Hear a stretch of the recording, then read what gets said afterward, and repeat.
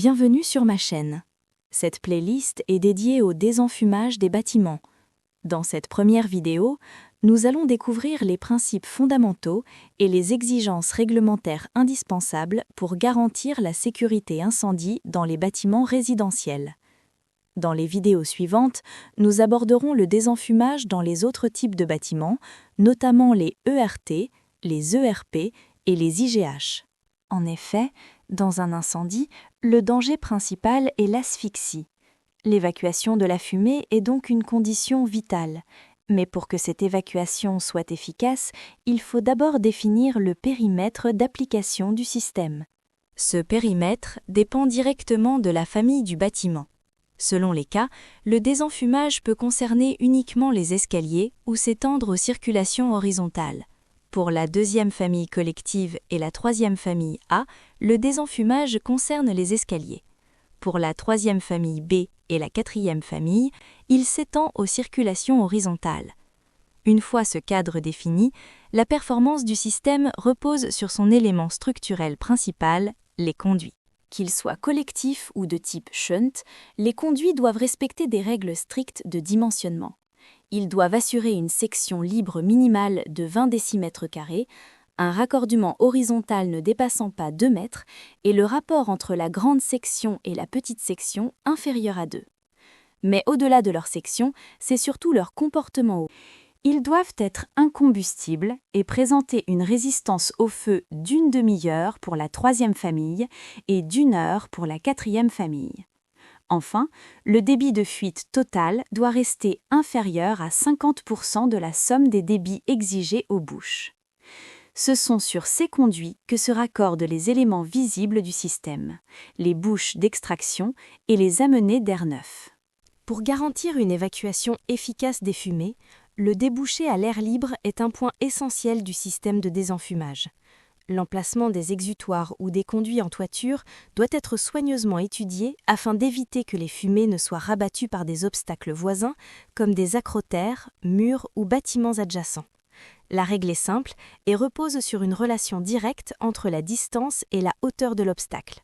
La distance horizontale, notée D, entre le débouché du conduit et l'obstacle le plus élevé, doit être au minimum égale à la hauteur H de cet obstacle. Autrement dit, D doit être supérieur ou égal à H. Cette règle permet d'assurer que les fumées s'évacuent librement vers l'atmosphère, sans risque de recirculation ou d'accumulation en toiture. À noter toutefois que cette distance n'a pas besoin d'excéder 8 mètres, même si l'obstacle est plus haut. Le placement des bouches ne doit rien au hasard. Chaque porte palière doit être protégée par une bouche située à moins de 5 mètres. La distance entre deux bouches doit être de 10 mètres en ligne droite et de 7 mètres sur un parcours non rectiligne, avec une alternance systématique entre amenée d'air et évacuation. Leur positionnement en hauteur est également crucial pour assurer un flux d'air optimal. Pour un fonctionnement optimal, la bouche d'évacuation doit être située dans le tiers supérieur de la circulation, avec sa partie basse à au moins 1,8 mètres. A l'inverse, la partie haute de la bouche d'amenée d'air ne doit pas dépasser 1 mètre de hauteur. La section libre minimale de chaque bouche doit être de 20 décimètres². Pour assurer un bon balayage, la surface d'évacuation doit être comprise entre 50% et 100% de la surface d'amenée d'air. C'est cet équilibre des flux qui garantit la visibilité dans les couloirs. Ce système, aussi parfait soit-il, doit pouvoir s'activer instantanément.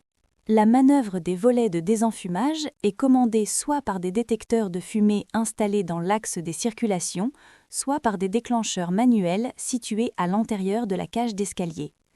Les détecteurs doivent être espacés d'environ 10 mètres et la distance entre chaque porte et le détecteur le plus proche doit également être de 10 mètres.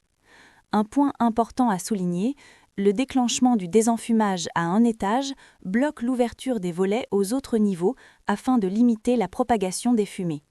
Enfin, le système doit rester pleinement opérationnel et fiable. Avec 1 mètre cube par seconde, les ventilateurs assurent l'extraction des fumées même à haute température. Ils doivent garantir leur fonctionnement pendant 1 heure à 400 degrés Celsius. Et pour faire face à toute éventualité, y compris une panne électrique, le système est conçu en sécurité positive. En cas de défaut, il bascule automatiquement en tirage naturel. Pour résumer, la conception d'un système de désenfumage repose sur quelques exigences essentielles.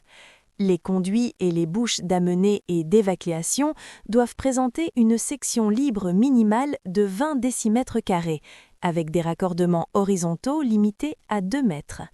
La bouche d'évacuation est placée dans le tiers supérieur de la circulation à au moins 1,80 m, tandis que la bouche d'amener reste en partie basse, sous 1 mètre.